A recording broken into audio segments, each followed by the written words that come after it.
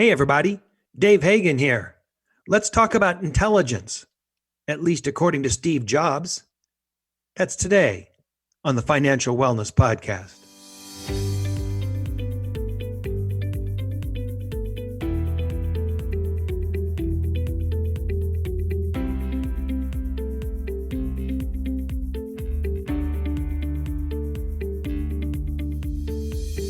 Welcome to the Financial Wellness Podcast, Dave's weekly message to keep you on your path to the financial success.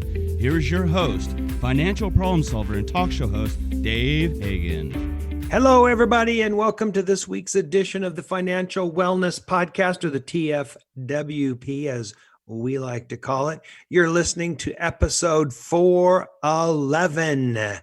And with me today, Mr. Nick Appel. Nick, how you doing? Hey, Dave, I can't believe it's already episode 411. Who would have thought, right? Back when we started.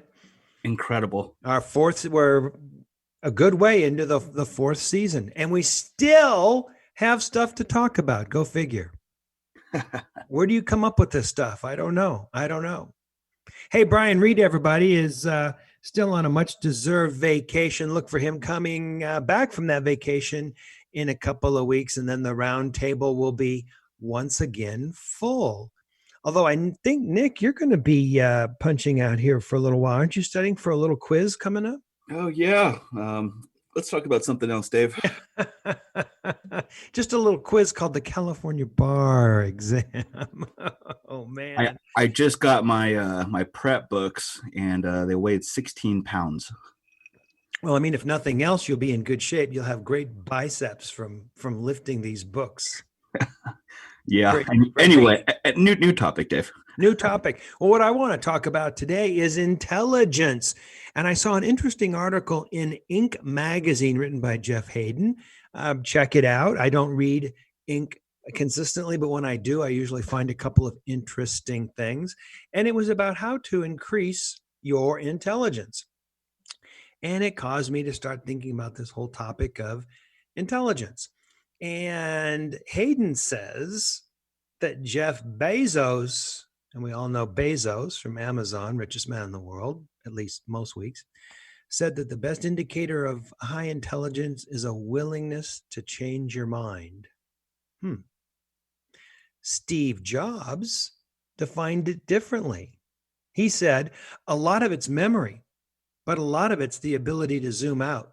Like if you're in a city and you could look at the whole thing from the 80th floor, and other people are trying to figure out how to get from point A to point B, reading those stupid little maps, and you can just see it all in front of you from the 80th floor. You can see the whole thing. You can make connections that seem obvious because you're looking at the whole thing.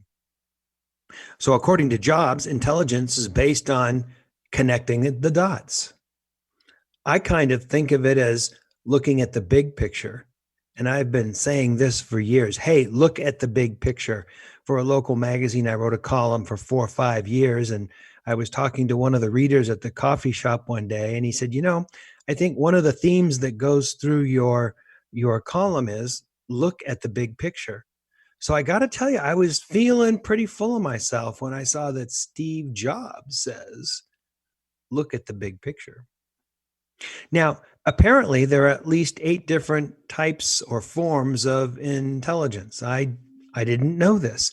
I had always focused on 2, at least in my life, because it seems to me there's book smarts and street smarts, and they're pretty different concepts. Book smarts, apparently, is called crystallized intelligence. It's based upon accumulating knowledge, facts, figures, memory. Street smarts is more like fluid intelligence. It's the ability to obtain information and use it to solve a problem, or learn a new skill, or use to solve a current problem. So I think those are very different people. And of course, book smart people are not always street smart people. In fact, I love to use the phrase when I was younger, hey, that guy is a 4.0 on paper, 1.0 in life.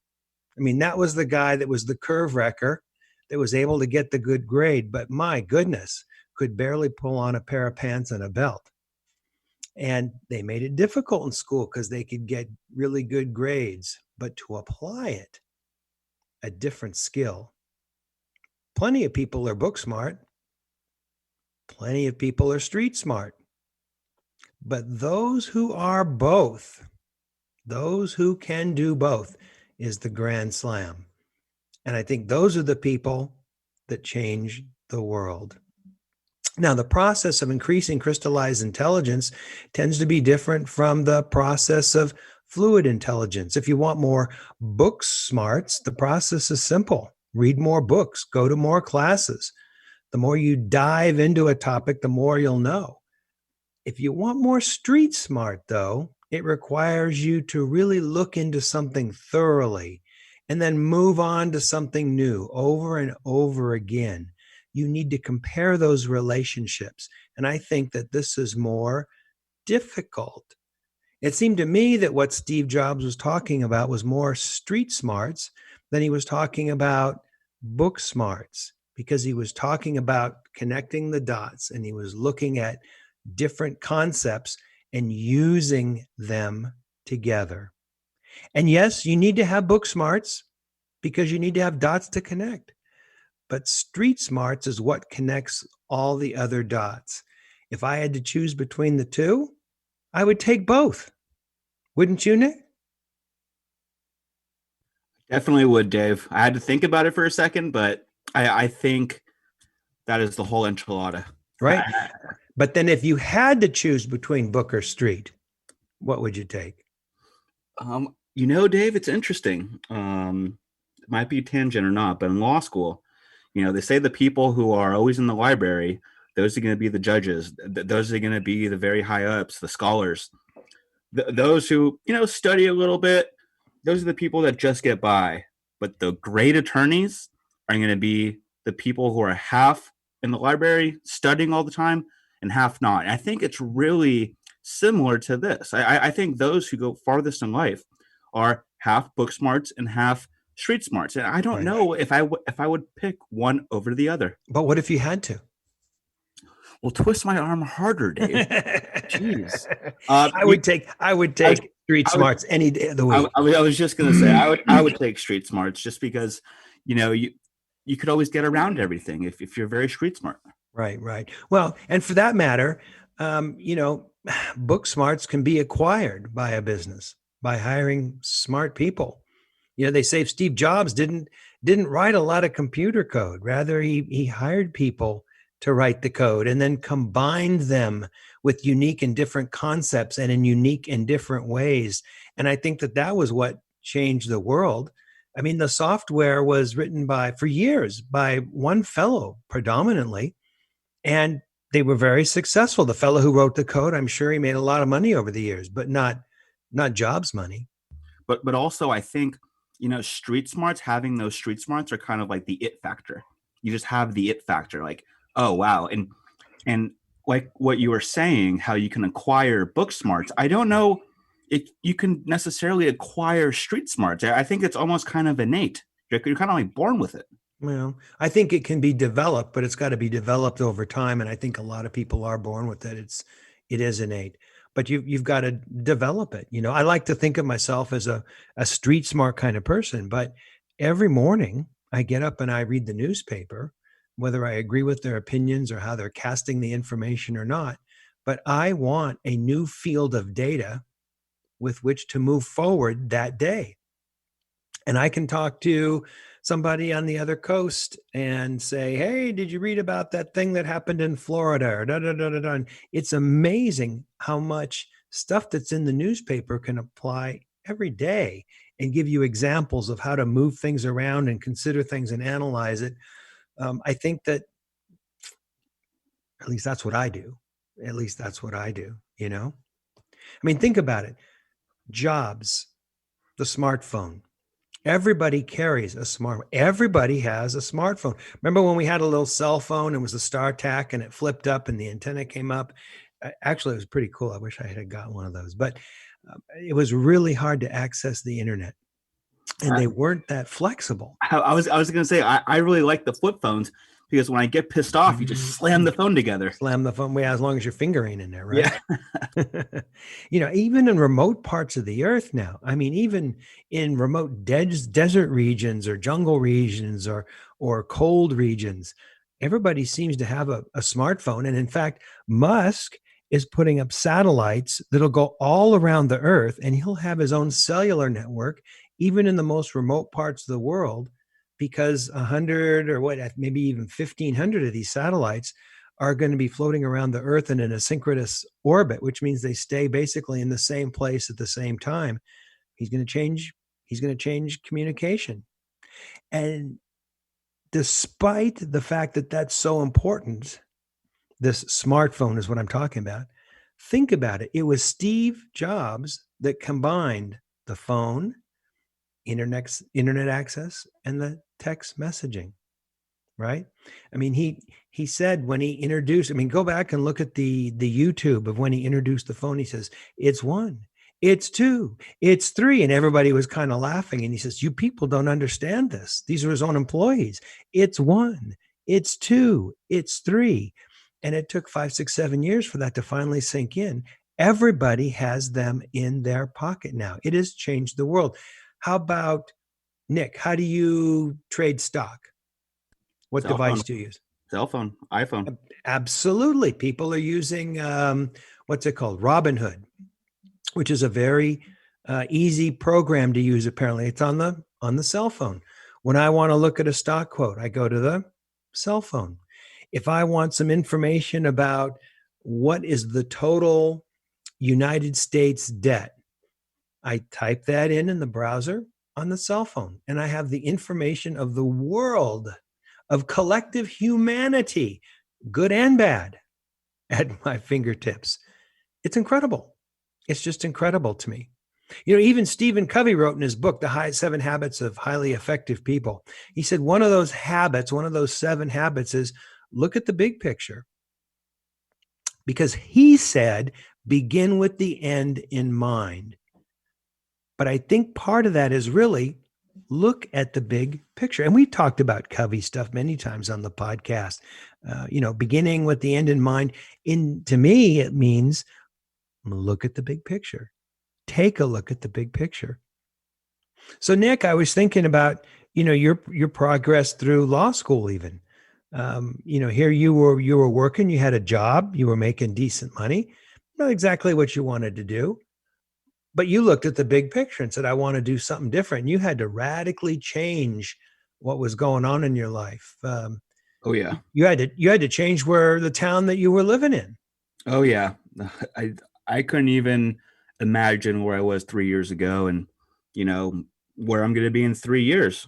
No, exactly. Exactly. And what caused you, as you think back, what caused you to look back and, I guess, look at the big picture, right? Say, hey, I want to go spend 3 years in another town, dragging around big books.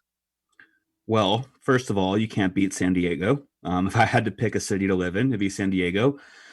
Second, I was getting paid in the $20 an hour range, and the firm was billing me out at $150 an hour. Wow. And I just thought to myself, I think I want to be on the opposite side. I want to be the one with paralegals billing them out at a much higher rate. You're thinking, I'll take one of those where I can pay someone 20 and bill them at 150. Or even a law student who works for free. Yeah, so true, so true. But you were looking at the big picture. You were looking at the structure of a law firm. You were looking at the big picture of that whole industry and saying, I want to be in a different set of shoes in that. Exactly. I'm not sure if it was Bezos or Jobs who said it, but I really liked the picture, the illustration of, being on the 80th story, looking down, and it's much easier to connect the dots from that vantage point. Right. I think it's very good, a very good illustration. Right. And so many times it seems to me you get up in the morning, at least I do, and you go, here are the 5 points I have to hit today. These are the 5 things that I need to do. And when I'm doing that, I'm standing at street level, looking at street signs, mapping my way through that city. And yet, hopefully, a couple times during the day, I'll run up to the 80th floor and look. But the propensity, the human nature, it seems to me, is to stay at street level and just keep reading the signs. And then you won't be able to look at the big picture, understand the big picture, connect the dots, and move in the ultimate direction that you want to go. So the takeaway today, or the big picture thought, is look at the big picture. Use your street smarts to connect the dots. If you don't think you have enough street smarts, start developing some street smarts. Put yourself in a position where you can develop that skill. If you got good street smarts and not enough dots, go get some more dots. Get some data into your brain. But don't get lost in the individual street signs, the individual stop signs. Look at the big picture to see where you are and where you're going. This is Dave Hagan, and you're listening to the Financial Wellness Podcast.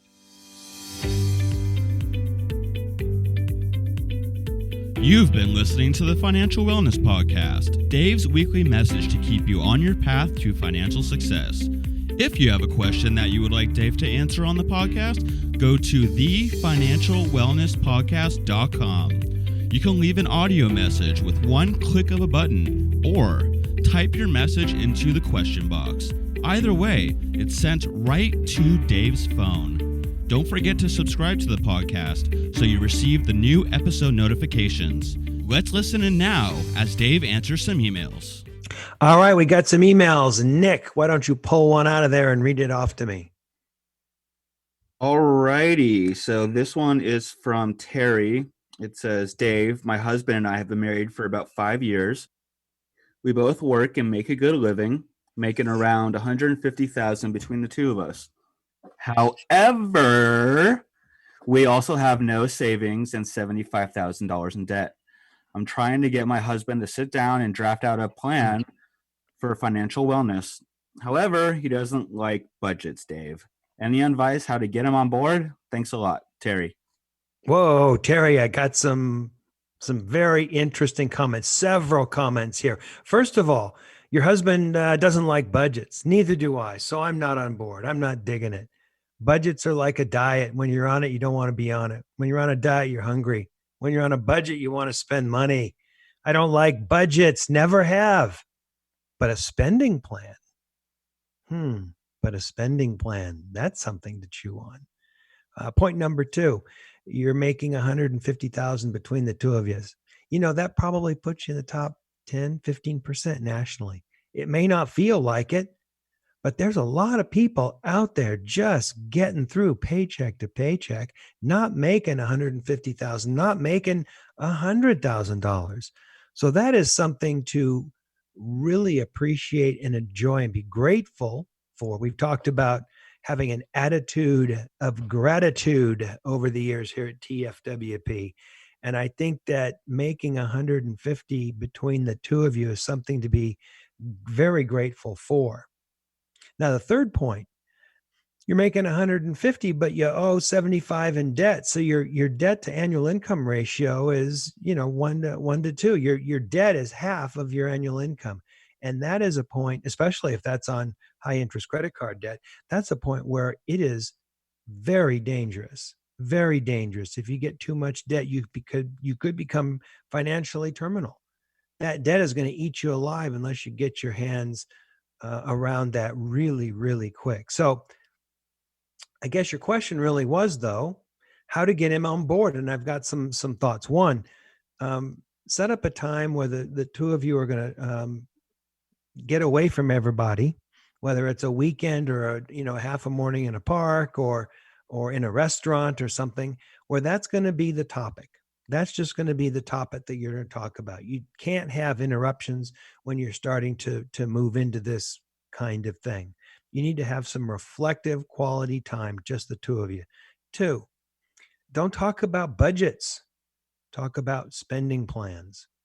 Talk about being appreciative of the amazing income that the two of you have and using that for your long-term benefit. And of course, any kind of plan is going to involve getting rid of the debt and an emergency fund and closing out credit cards, accounts, and all those kinds of things that we talked about in the first 5 episodes of TFWP almost 4 years ago. But you need to sketch these things down on a piece of paper. Hey, what are we going to do? First, the thing, we're going to put ourselves on some kind of a spending plan. Let's decide how we want to spend our money. And then you're going to follow that and follow your spending for a couple months and see. 2, you're going to put together a plan to pay down that debt. 3, you're going to put together a plan to generate some kind of emergency fund, 3 to 6 months of operational expenses. And then I would start talking about the long term. That would be the next thing. Well, where are we going to be in 10 years, 20 years? Because if you talk about, well, maybe we'll have a house, maybe we'll have a child or 2, at least a dog, right? At least a dog. And we'll have some money in the bank account. We'll be able to go on a modest vacation and we'll continue to appreciate our income. Now you're starting to paint a picture that he can emotionally get his hands around. Remember, we've said the motto for this year is, it's about your heart, not your head. You can have all the information about how to proceed financially and be successful, stocks and bonds and savings and insurance and all that stuff. But if your heart's not in it, you ain't going to do it. So you got to get his heart involved. And the way to do that is begin with the end in mind. I know we just talked about that, but begin with the end in mind and say, what's this going to look like? How would that make us feel? How do we get there?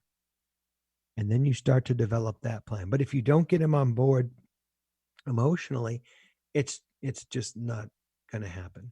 Just not going to happen. So I hope that gives you a few things to think about. Nick, any thoughts over there? I think,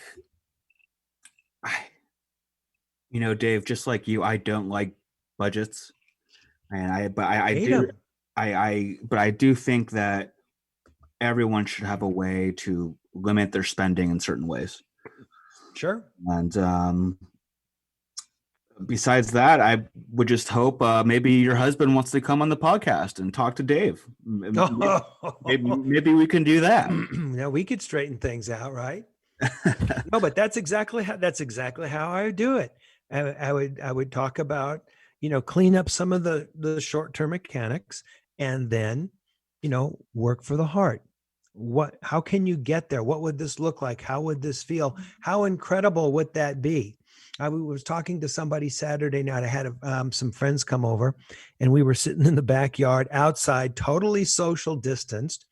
And this very, very astute business man was talking to my wife, and she was talking about how she was a certified financial planner, and a lot of her clients tended to be young. And he said, that's great, working with young people for financial planning, because they've got the long runway to plan on. And I immediately knew here was a fella that really understood things from the big picture.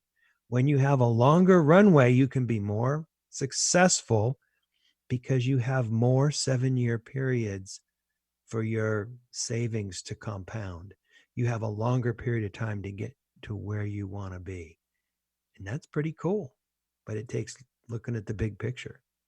It takes getting him to be emotionally on board. It takes getting excited from the heart, not from the head. Well, I think that's all we've got this week. Good luck with that, Terry. Tune in next week. We're going to talk about some of the richest people in the world again and see what we can learn from that. That's a wrap. This is Dave Hagan, and you're listening to the Financial Wellness Podcast.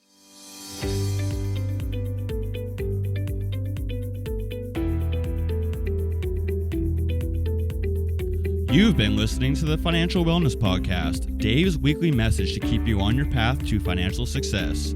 If you have a question that you would like Dave to answer on the podcast, go to thefinancialwellnesspodcast.com. You can leave an audio message with one click of a button, or type your message into the question box. Either way, it's sent right to Dave's phone. Remember, Dave will randomly draw from the submitted questions and pick the winner of a free 1-hour personal conversation with Dave to help you achieve your financial goals. Don't forget to subscribe to the podcast so you receive the new episode notifications, or share the podcast via the app with your family and friends. This is your announcer, Nick Appel, wishing you every financial success.